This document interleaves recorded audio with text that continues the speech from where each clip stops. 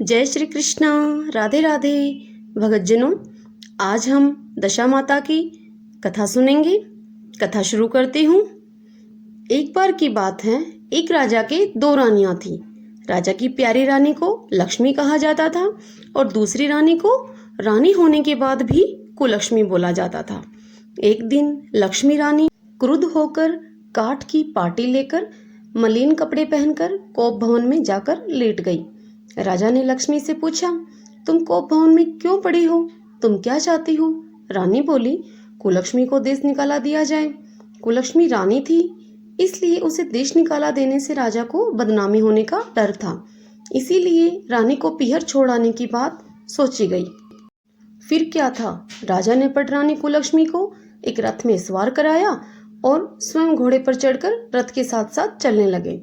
एक बीहड़ जंगल में पहुंचकर राजा ने रथ को रुकवाया। पालकी ढोने वालों को वहां से हट जाने के लिए कहा गया। राजा रानी को उसी जंगल में छोड़कर घोड़े पर सवार होकर अपने महल में वापस आ गया। कुलक्ष्मी को बाट जोहते सारी रात बीत गई। रानी को प्यास लगी, वह रथ से उतरकर पानी की तलाश में चल दी। रानी ने आसपास पानी खोजा, परंतु उसे कोई जलाशय भी नहीं दिखाई दिया। रानी ने एक सारस की जोड़ी को एक तरफ जाते हुए देखा। रानी कुलक्ष्मी सारस के जोड़े के पीछे पीछे चल दी। अब चलते चलते वह एक नदी के किनारे पहुंच गई। रानी ने शौच आदि से निवृत्त होकर नदी में स्नान किया और जल पीकर अपनी प्यास बुझाई। उस समय कुछ स्त्रियां भी वहां पर स्नान कर रही थी। स्नान करने के बाद स्त्रियों ने दशा माता का डोरा लिया। उनके पास एक डोरा बच गया था। उन्होंने रानी से डोरा लेने का अनुरोध किया।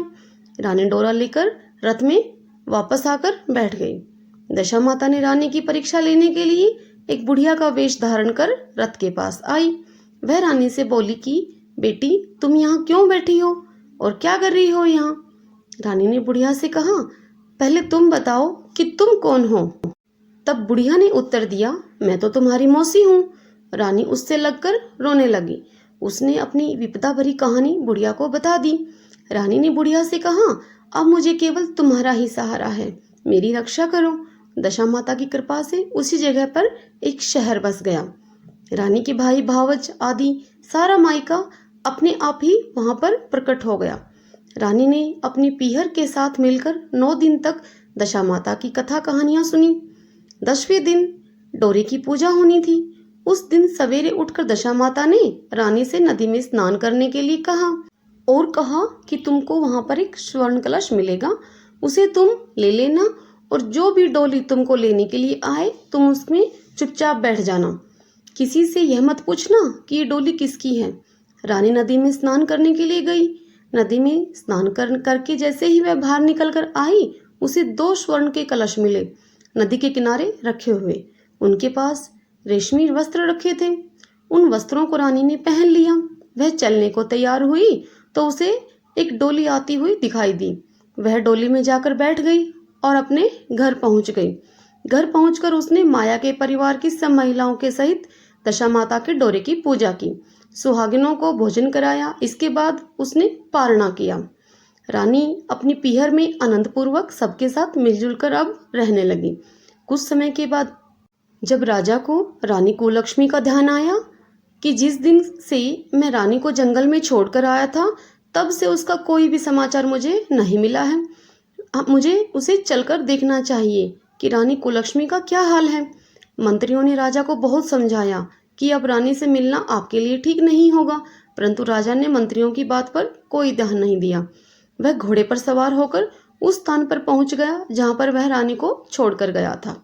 राजा को यह देखकर बड़ा आश्चर्य हुआ कि वह तो रानी को एक घने जंगल में छोड़कर गया था, परंतु वहां पर अब एक रमणीक बस्ती बसी हुई है। तब राजा ने लोगों से पूछा कि यह कौन सी नगरी है। तब लोगों ने उसे बताया कि यह कुलक्ष्मी की नगरी है। अब तो राजा के आश्चर्य का ठिकाना न रहा। वह बार बार सोच रहा था कि यह नगर सचमुच में मेरी पटरानी कुलक्ष्मी का बसाया नगर है क्या। राजा ने कुलक्ष्मी के महल के पास जाकर सूचना भिजवाई कि उनसे अमुक देश का राजा मिलना चाहता है। रानी ने राजा से मिलने के लिए इनकार कर दिया, परंतु मौसी ने उसे समझाया कि हिंदुओं में तो पति को परमेश्वर माना जाता है। तुम्हारे लिए यही उचित होगा कि यथाशक्ति उनका आदर सत्कार तुम करो। अब मौसी के कहने पर रानी कुलक्ष्मी ने राजा को महल में बुलवाया। दोपहर में राजा को भोजन पर बुलाया गया। राजा के साथ नाई भी था। रानी ने राजा और नाई को भोजन परोसा। पहली बार रानी ने नाई की पत्तल पर भोजन परोसा तो नाई ने रानी के पैर पर एक छींटा लगा दिया। रानी इस भेद को समझ न सकी कि नाई ने उसके पैर के ऊपर रायते का छींटा क्यों मारा है। रानी दूसरी बार पोशाक बदलकर फिर से आई। राजा सोचने लगा कि यहाँ तो बहुत सी रानियां हैं, सबकी शक्ल एक जैसी है, मैं अपनी रानी को कैसे पहचानूंगा। डेरे पर आकर राजा ने नाई से कहा, यहाँ तो कई रानियां हैं, मैं अपनी रानी को कैसे पहचानूंगा। राजा का नाई बड़ा चतुर था। वह बोला, रानी तो एक ही है, परंतु वह पोशाक बदल बदल कर हमारे सामने आ रही है। राजा ने नाई से पूछा, तुम्हें कैसे पता चला कि सब रानी एक ही है। नाई ने बोला, मैंने उनके पैर पर रायते का एक छींटा मारा था।